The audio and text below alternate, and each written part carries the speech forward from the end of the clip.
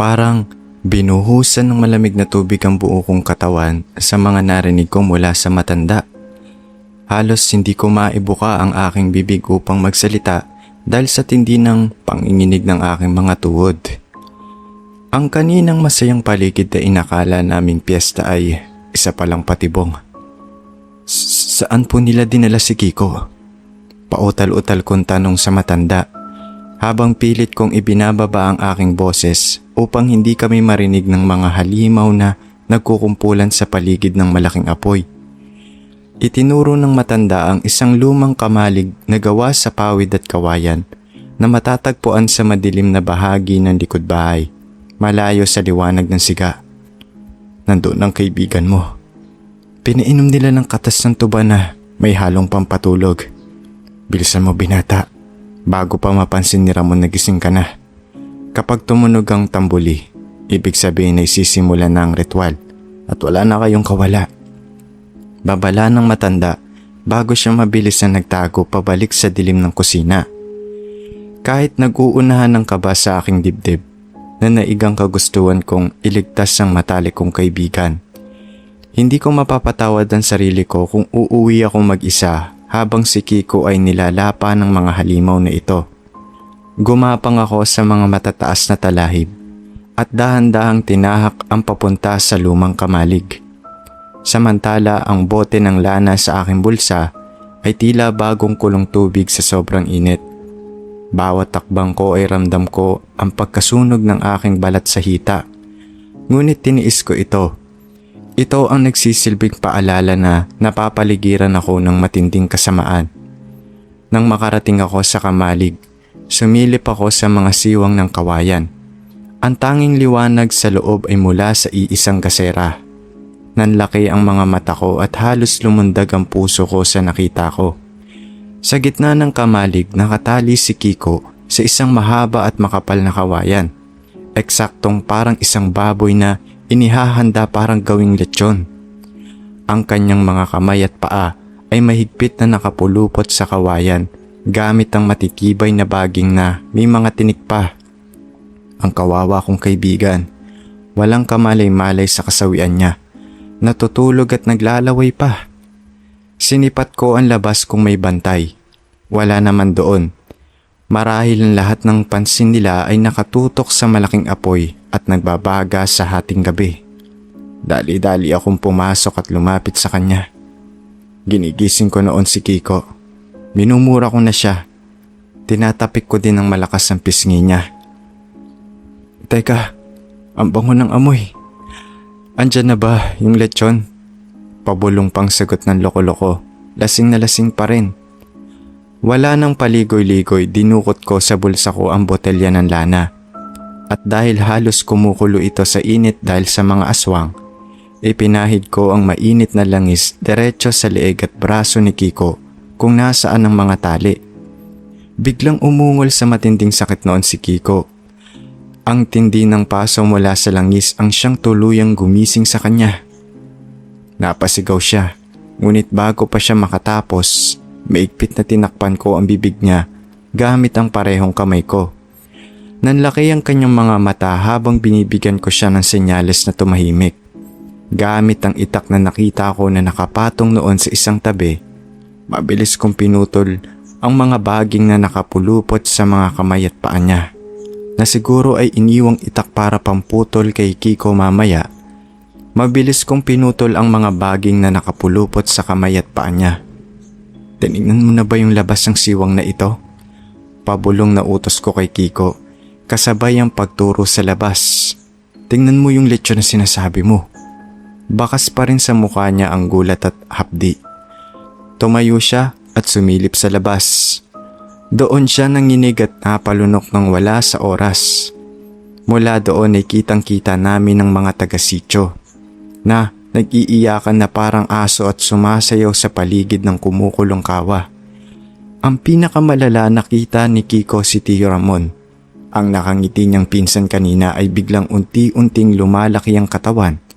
Tinutubuan ng makakapal na itim na balahibo at humahaba ang nguso na para bang malaking baboy Ramona nakatayo ng dalawang paa.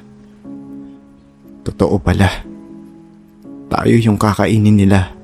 Nanginginig na bulong ni Kiko. Nagsimula na siyang humiyak. Wala na ang sigla niya kanina. Balot na kami pareho ng kilabot at takot. Kaya tumahimik ka. Lalabas tayo rito ngayon din. Mariin kong wika at pinitbit ang itak bilang sandata. Daan-daan kaming lumabas ng kamalig mula sa kabilang pinto. Dumaan sa mga talahiban papunta sa madilim na kagubatan palayo sa bahay ni Tio Ramon. Halos hindi kami humihinga at bawat yapak sa lupa ay pilit naming ginagawang tahimik hanggat maaari. Nakakalayo-layo na kami. Siguro ay nasa hangganan na kami ng tarangkahan palabas ng sitio nang biglang umalingaw sa buong paligid ang isang nakakabinging sigaw. Nawawala ang mga alay. Nawawala yung mga dayo. Ito ang boses ni Tio Ramon, pero hindi na ito boses ng isang normal na tao, kundi isang mabangis na halimaw. Sumabay pa dito ang sunod-sunod at matining na pag-ihip ng tambuli ng baka. Bigla ay sumigaw ako. Pinapatakbo ko na noon si Kiko. At hindi na kami nagdalawang isip pa. Sabay kaming tumakbo ng pagkatulin-tulin patungo sa kakahuyan na dinaanan namin kanina. Hindi na inalintana kung may mga tinik o matatalas na batuman kaming matapakan. Doon nagsimula ang napakatinding habulan sa loob ng madilim na gubat ng sitio na iyon. Habang papalayo kami, sunod-sunod naming narinig ang pagpagaspas ng malalaking pakpak mula sa itaas, tulad ng sa mga paniki. Kasunod ang malalakas na yapak sa lupa na animoy mga paa ng mga nagwawalang hayop. Ang tunog ng kanilang mga dila ay nagpapaalingaw sa hangin. Sinasabayan ng masamang halakhak ni Tio Ramon. Para kaming mga daga na hinahabol ng mga ahas. Sa tuwing kami lilingon ni Kiko sa likuran namin, may makikita kaming mapupulang mata na nagliliyab sa dilim ng kakahuyan. Napapatid na ang hininga ko, pero pinilit ko pa ring tumakbo. Hawak sa isang kamay ang itak at pinilit hinihila si Kiko na noon ay nauubusan na din ng lakas dahil sa alak at epekto ng pampatulog sa katawan. Hindi ko na kaya. Iwan mo na lang kaya ako. Paghikbi ni Kiko na napatid sa ugat ng malaking puno. Si Raulo ka. Ikaw ang nagsama sa akin dito. Kaya lalabas tayo ng buo pareho. Galit kong sigaw habang hinahatak siya pa itaas. Ngunit huli na ang lahat nang biglang bumagsak mula sa itaas ng puno ang isang higanting halimaw at humarang sa mismong daraanan namin. Iyon ay si Tio Ramon sa kanyang ganap na anyong aswang. Bilang isang baboy ramo. Ang mga ngipin niya ay halos kasing haba na ng aking braso. Pula at nagniningas sa galit ang kanyang mga mata. Samantalang ang kanyang bunganga ay tumutulo, ang naglalagkit na laway dahil sa gutom. Saan kayo pupunta mga anak? Malalim at tila boses galing sa ilalim ng lupa ang saad ng aswang na ito. Bawal tanggihan ang handa namin. Kayo ang pagkaing biyaya mula sa ibaba. Akmang tatalo ng halimaw paharap kay Kiko nang hindi na ako nagdalawang isip pa. Hinugot ko ng mabilis mula sa aking bulsa ang botelya ng lana. Sa sobrang init nito, halos pumutok na ang bote. Itinaas ko ito, binuksan at iniwasiwas ang mainit na langis at ibinuhos ng tuwiran sa mata ng halimaw bago pa man niya makagat si Kiko. Umatungal ang halimaw sa napakatinding hapdi ng tumama ang sagradong lana sa kanyang mga mata at muka. Tila nagliliyab na asido ang langis habang piniprito nito ang maitim niyang balat at umusok ang kanyang mga balahibo. Nagwala ang aswang. Sinugatan nito ng bulag ang paligid habang patuloy itong sumisigaw. Maya-maya ay sumigaw ako at pinapatayo ko si Kiko. Hinablot ko ang kwelyo ng kaibigan ko at tinakbo namin ang natitira pang daanan. Nakarinig pa kami ng mga matitinis na sigaw sa aming likuran na patuloy na humahabol sa amin. Mga pakpak na nagpapaspas at mabibilis na yapak iyon. Sa halos 2 oras naming takbuhan ng walang humpay, sa kawalan ng dilim at masukal na gubat, unti-unti kaming nakakita ng pag-asa. Napansin kong nagbabago na ang kulay ng langit mula sa likod ng mga bundok. Sumisilay na ang umaga. Pag-akyat namin sa itaas ng burol na nakaharap na sa aming baryo, sikat na ang nakasisilaw na liwanag ng araw. Huminto kami para humabol ng hininga at tiningnan ng aming likuran sa huling pagkakataon. Naroon ng mga aswang humahabol sa amin. Ngunit huminto silang lahat sa hangganan kung saan nagsisimula ang sinag ng araw. Hindi sila maaaring tumawid paliwanag. Si Tio Ramon o ang natitira sa anyo niyang baboy Ramon na nakatayo ay may malaking sunog sa kaliwang mata at nakatitig ng masama kay Kiko. Ngunit wala na silang nagawa nang unti-unting sumilip ang kabuuang sikat ng araw ng umaga. Isa-isang umatras at nagtakbuhan pabalik ang mga nilalang ng dilim patungo sa makapal na kakahuyan ng Sitio Wakas hanggang sa tuluyan silang kainin ng kadiliman ng bundok. Bumagsak sa matataas na damo si Kiko. Umiiyak at walang tigil sa pagyakap sa sarili. Ako naman ay napahiga sa lupa. Pasalamat ng wagas sa may kapal dahil nabuhay kaming pareho. Halos sugatan ng aming mga kamay at binti dahil sa pagtakbo sa kakahuyan. Napakagulo ng aming bundok. Ngunit ang mahalaga, hindi kami kinain ng gabing iyon. Pasado 11:00 na ng tanghali nang tuluyan kaming nakababa sa baryo at nakabalik sa bahay. Nagulat at nagtaka sina nanay at tatay kung bakit kami duguan at putik-putik.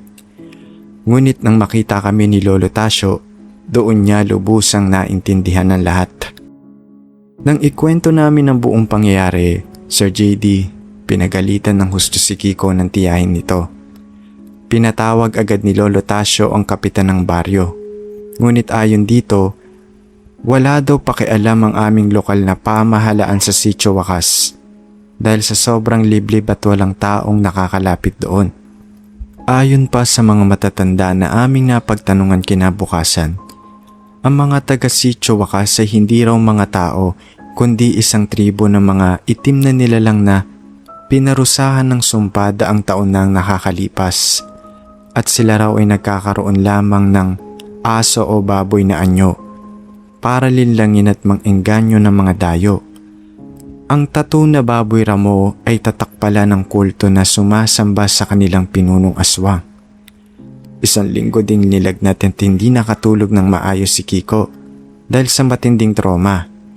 Habang ako naman, buong buhay na ipinagpapasalamat ang paalala ng aking Lolo Tasio. Ang lana ang nagligtas sa aming buhay. At kung hindi ko baon ng langis na iyon ng gabing yun, marahil hanggang ngayon ay hindi na muling mababalitaan kung nasaan sina Tonyo at Kiko at tuluyan ng naging lechon. Sir JD, maraming salamat po at binigyan mo ako ng pagkakataon na ibahagi sa channel na ito ang aking kwento. Hanggang sa kasalukuyan, ayaw ko nang tumikim pa o sumali sa mga handaan o fiesta kung saan hindi ko kilala ang mga taong nakatira.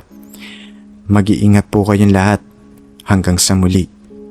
Dito na po nagtatapos ang ating part 2 at kung nag-enjoy ka naman sa ating kwento na itinampok sa araw na ito, make sure to like, share, and subscribe. Maraming salamat po and see you again on the next video.